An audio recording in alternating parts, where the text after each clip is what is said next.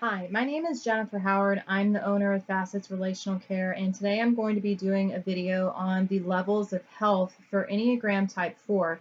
The levels of health are based off of a theory developed by Don Riso and Russ Hudson, or as I like to call them, the two geniuses of the Enneagram. Big fans of theirs. So we're going to talk about the levels of health today. What does it look like for a type 4 to be a very unhealthy person, average level, and then above average, or a very healthy type 4, for example?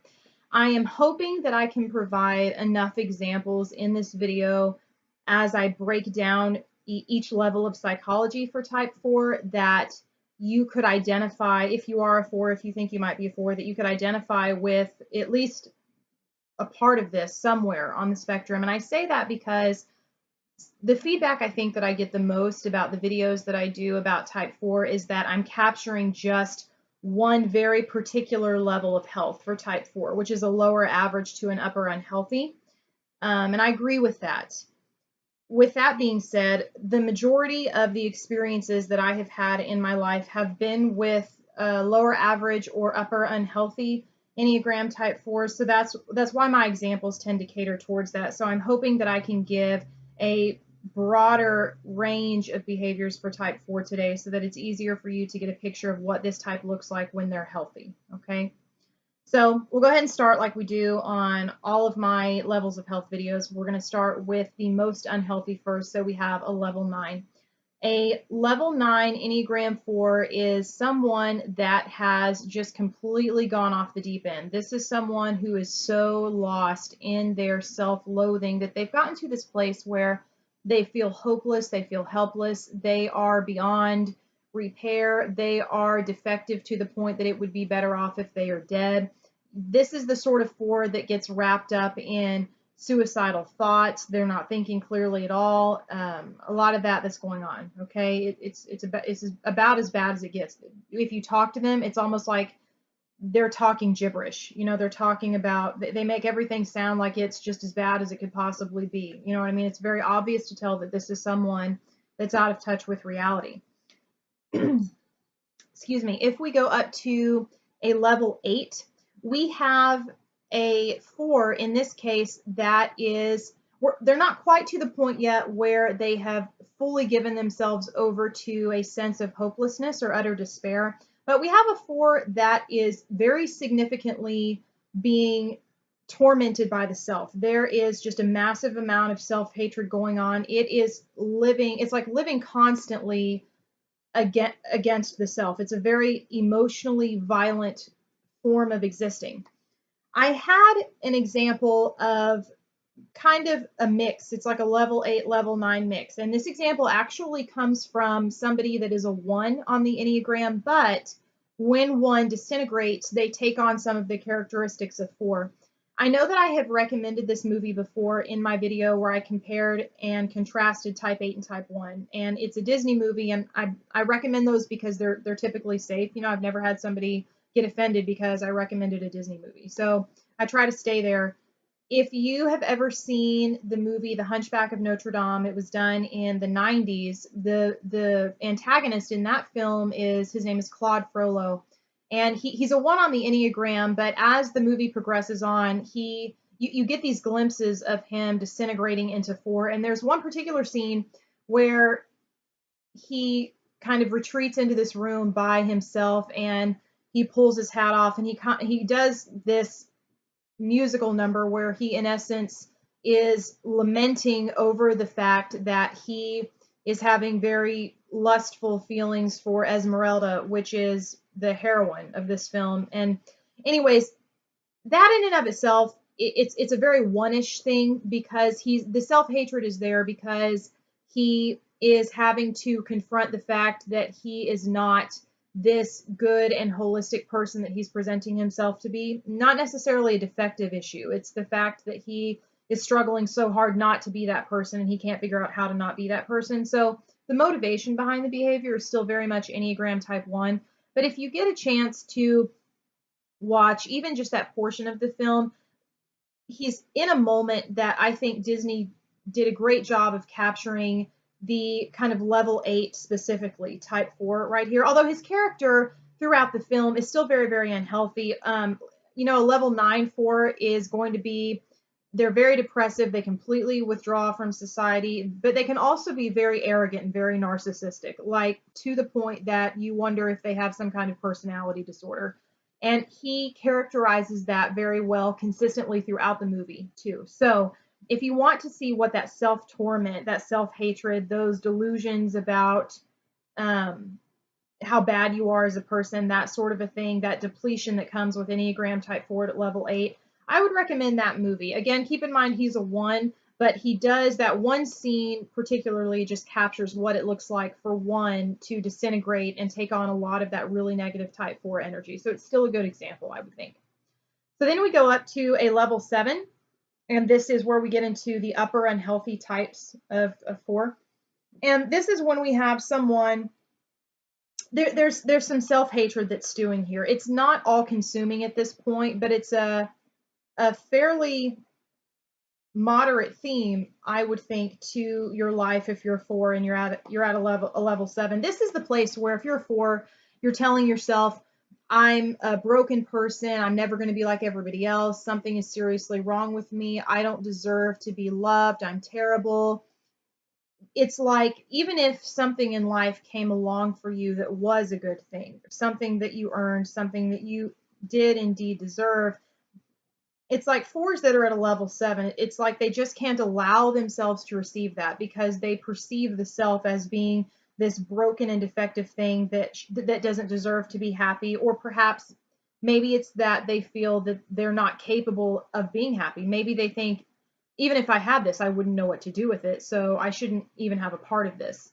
I have told you guys before in several other videos, I think, about a guy that I used to date who was a 4 with a 5 wing. He was also an INFP. So, being a 4 and being an INFP, this whole, self-indulgent, I'm a terrible person, being way over emotional kind of a thing is really rampant when you have that combination right there, okay? So he was 4 with 5 INFP, and he did a lot of this.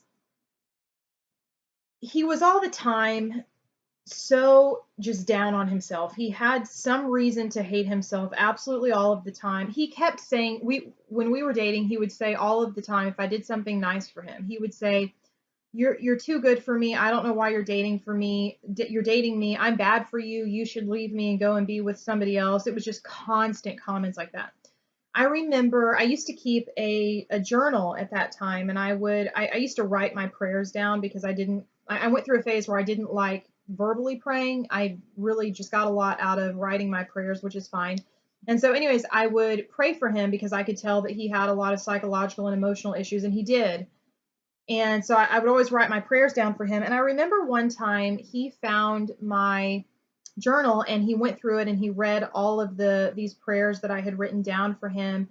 And without telling me, he decided to write one for me as well. And then he closed it and he left my journal for me to find. And it was a really romantic thing to do. It was a very 4-ish thing to do. That is something that a 4 would do if they wanted to tell you how they felt about you. That was a very 4-ish romantic expression. I will never forget it. It meant a lot. But as I got older and I started studying the Enneagram and I started to re-examine him through the lens of the Enneagram, I almost kind of chuckled at the irony of that moment and that the way that he expressed his feelings for me that way, because I went back and I read this prayer, and the whole prayer is like, it said something along the lines of, Dear God, Jennifer is such a wonderful person. She deserves someone better than me. I don't know why you gave me her. I'm just going to screw this entire relationship up. If you could please either find her a man that's going to be a good man for her, or please make me a good man so that I can be someone she actually deserves. That's what I'm asking for, or whatever it was that he said, but something along those lines. And that was a very level 7 type prayer to pray if you're a 4, okay, if that makes sense. So he just constantly lived underneath of this idea that he was not capable of being happy, and even if he was, he didn't deserve it because he was just a broken, defective person, and everybody else had their shit together, but he doesn't have his shit together, so why should life be good to him, and that kind of stuff. And it's fallacious thinking. None of it is true, but when you're a level 7 type 4, these are the thought patterns that you get stuck. This is your psychology at that level, right? Okay, so that's an example of a level 7 4. Level 6 type 4, this is someone that they don't hate themselves. If they do, I would say that it's probably very unconscious at this point, and it hasn't risen to the level of consciousness where it has become the predominant issue, which is what sinks them into 7, okay, level 7. This is a 4 that still kind of has that chip on their shoulder. You know what I mean? They are thinking that they are the shit and we're lucky that we have them in our lives. There's definitely more narcissism here. I think even though they do tend to be very emotionally sensitive people, they take everything in the world as a slight. But again, kind of going with that narcissism, they see themselves as being too good to be a part of the rest of the world. It's kind of like, you know, they're different, they're special, so they shouldn't have to participate in all of these little peon things that we have to participate in, and that sort of thinking.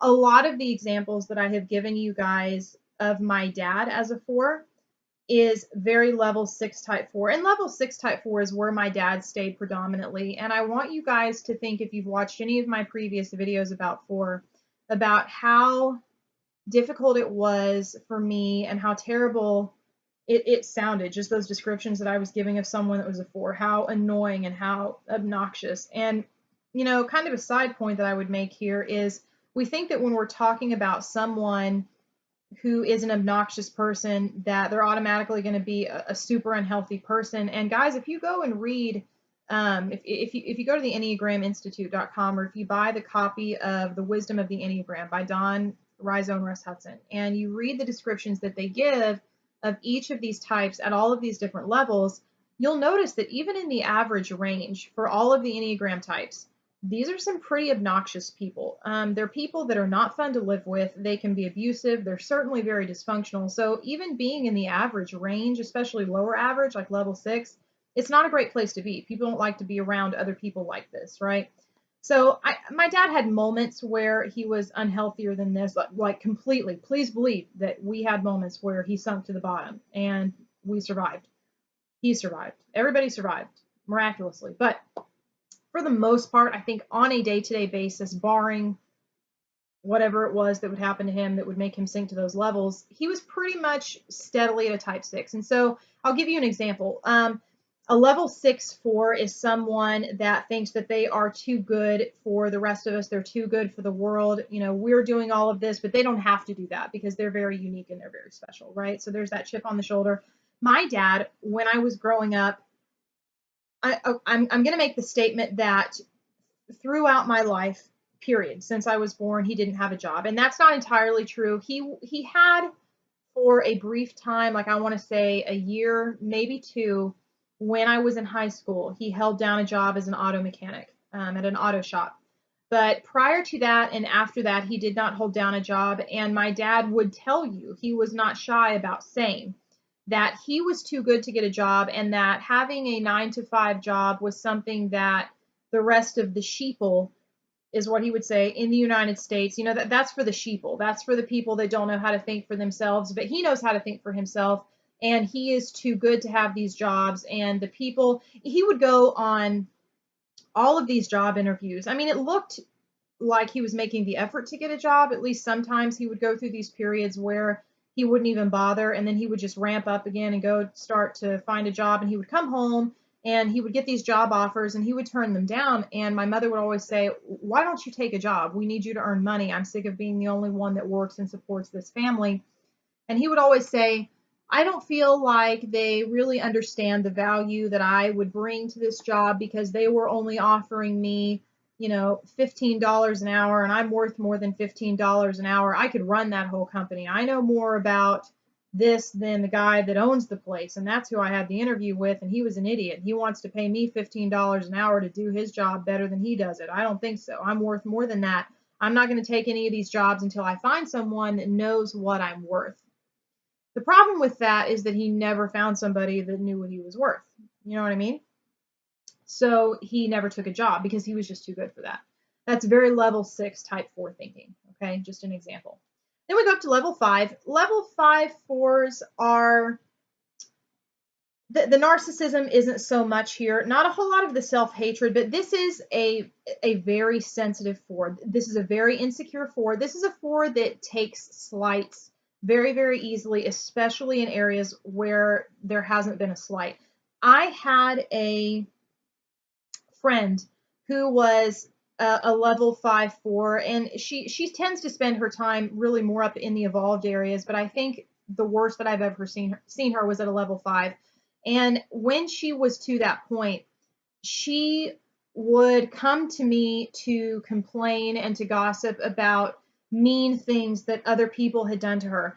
And they were always these stories that when I would hear them, I wouldn't understand where the offense was. And so she would tell me the story, and I would have to ask her to clarify to me what part of this story she found offensive because I didn't understand.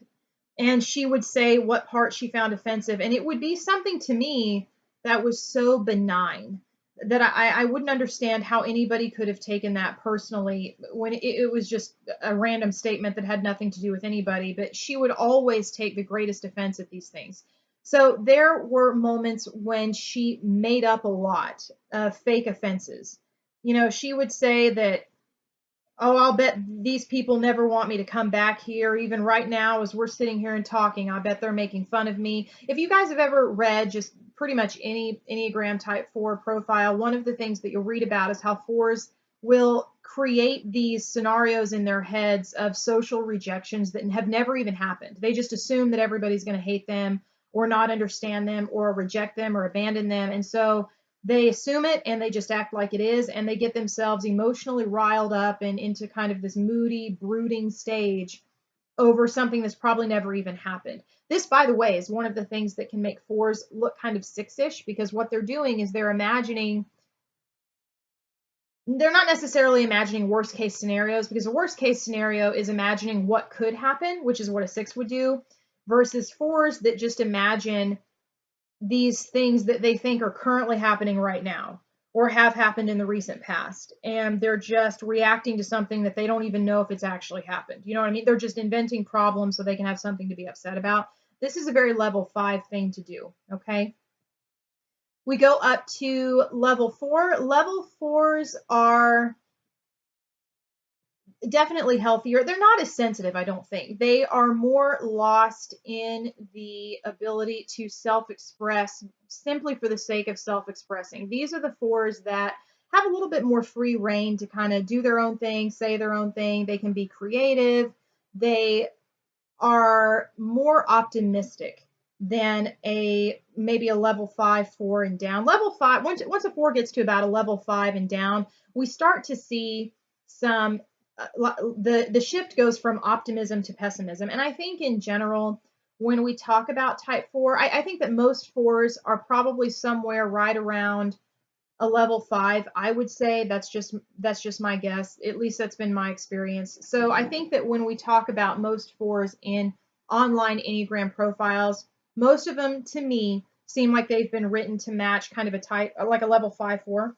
But when we get up to level 4, we're kind of leaving that pessimism behind and taking on this whole optimistic thing, which I think is a part of type 4 that most people forget about and they don't focus on, myself included, because it's so rare for me to run into a 4 that's still kind of healthy enough to have an optimistic perspective on themselves and on life and like that, things like that in general. But so level 4 is when we have someone that is fairly comfortable enough in their own skin to focus on their own self-expression.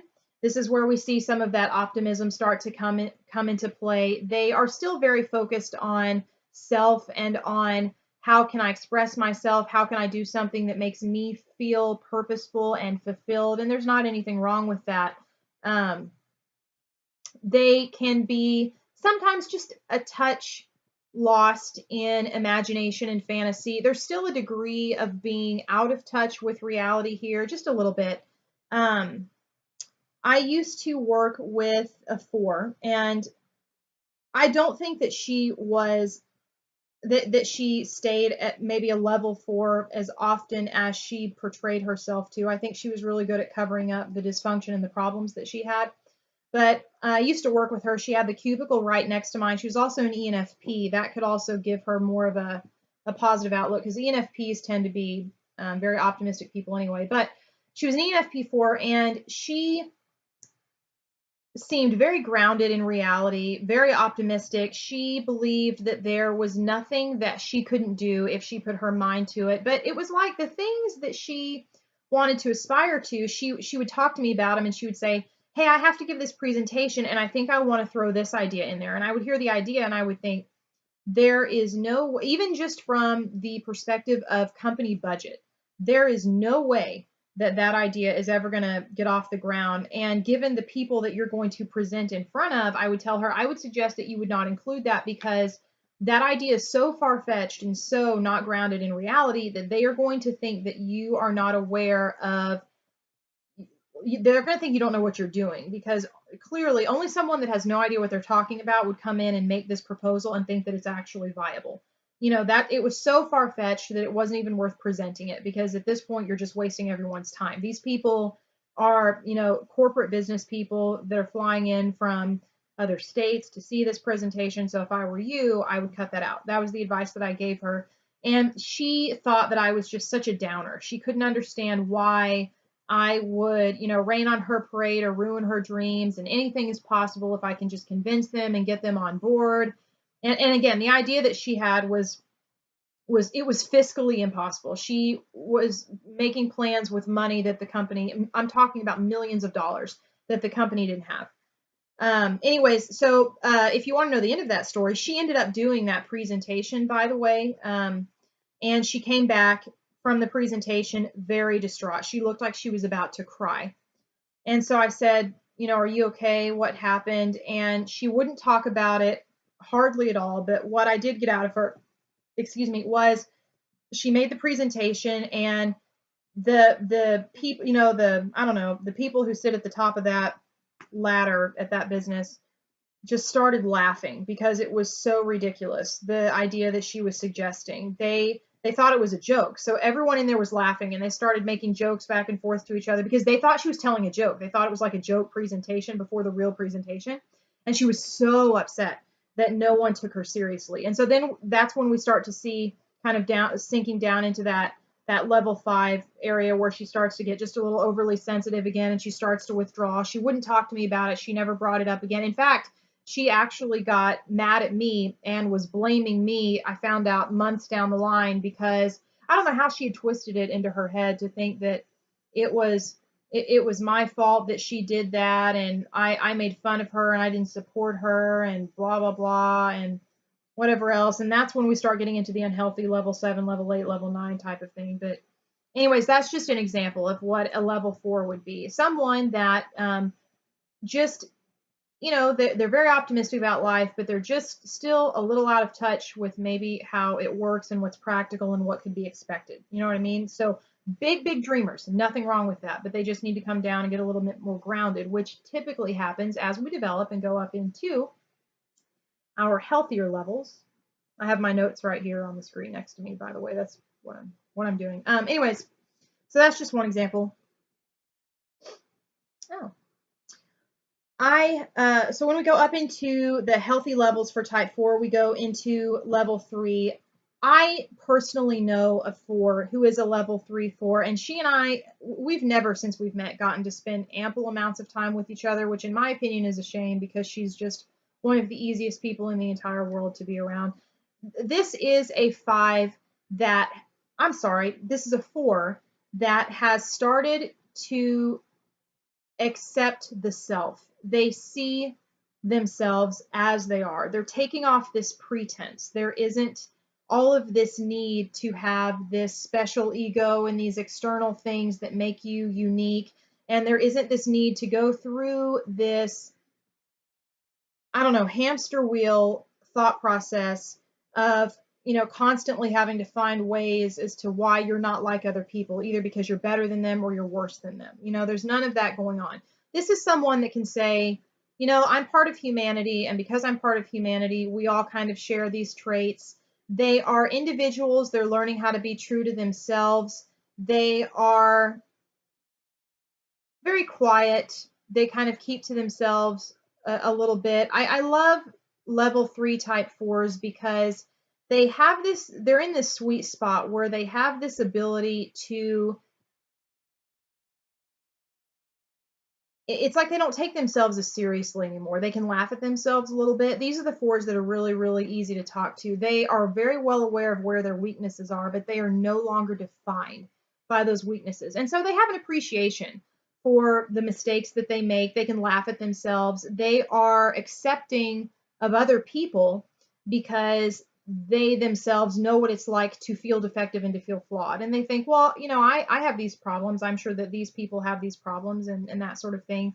The four that I'm talking about, I used to work with her, and she and I had kind of developed a friendship outside of work. And she, for a very long time, was one of the only people that I could go to if I had something completely embarrassing happen to me, or if I made a really stupid decision that I know other people would judge me for. She was one of the only people that I could go to tell. And she would be like, oh, yeah, I know what you mean. I've been there. Nothing to be embarrassed about. And I never got any shaming from her. She would never give me advice, never tell me what to do. It was like she was just so focused on herself and developing herself that she was able to understand people from a more empathetic position, if that makes sense. So that's like a level 3-4. When we go up to a level 2-4, we have someone that is, again, still very self-aware, still very introspective, and this is someone that has separated their need to be identified based on how other people see them even more. This is a very independent 4. This is a 4 that can go and do what they need to do for themselves and make the life for themselves that they need to make. And it just doesn't matter to them anymore. They're not even going through the comparison anymore. They don't need to know what you think. They don't need to know what this decision looks like in comparison to what everyone else is doing. They don't need to know any of that. They just know that they have this inner drive, this inner desire, whatever that is for them, and they're going to pursue that, and they're going to build their life around that, regardless now of how other people would define them. They have emotionally contained themselves to the point where they can listen and talk and relate with other people with very, very healthy boundaries. They're very honest people. They can say what they see. They can call out flaws in other people. But again, they have this grace and this tact because they understand what it's like to constantly be berated and to feel like you are worse than other people and that you're broken. And so they don't want other people to feel that way. So they can have honest conversations without having to tear into somebody else's self-worth, to pit themselves against someone else, if that makes sense. They can have open and vulnerable relationships. So then we get up to the healthiest type 4. This is a level 1. This is someone that is, this is where we see type 4 take on the really positive aspects of type 1. What this means is that they have fully self-realized. They are no longer lost in the emotional experiences of life. They are no longer lost in the cycle of have an intense emotion and then generate thoughts and fantasies to feed the intense emotion, which is the typical cycle for most type 4s. They've stepped outside of that and they've said, there are things that I can actually do. I have these emotions. I can use these emotions to fuel action and to make change in my life and in the lives of others. This is a 4 that can become an advocate for other people who they don't feel have a voice. You know what I mean? This is a very powerful, socially active type 4. Okay, lots of really healthy 1 aspects come into play here. If you want a good, this is a fictional example. Again, it's a Disney movie. If you think of Belle from Beauty and the Beast, and I do not mean the recent one with Emma Watson. I haven't seen that, so I don't know. This may apply there as well. I don't know. But I'm talking about the animated one from the 1990s. If you go back and you watch that, throughout this entire movie, Belle is, as all Disney princesses are, they're always like the healthiest version for the most part of their number, right? Belle is a fantastic level 1 example of a healthy type 4. In fact, they did such a good job of making her look like a really evolved 1 that for a long time, it took me a while to figure out that she was a really evolved 4. Anyways, so that's a good example if you want to go and watch that. I hope that I have given you some different types of 4s, and I hope that if you think that you might be a 4, or if you are a 4 and you watch my videos, I hope that I have done some degree of justice for you in maybe finding where you are on the spectrum and describing that. So they're all different types of 4s, you know what I mean? Different ways that they look like, just like there are for other Enneagram numbers. So I hope that I captured that. So anyways, you guys know how it goes. Questions, comments, whatever, down there. I get to them when I can, which is, usually months later. But if you put them there, I will respond. So thanks.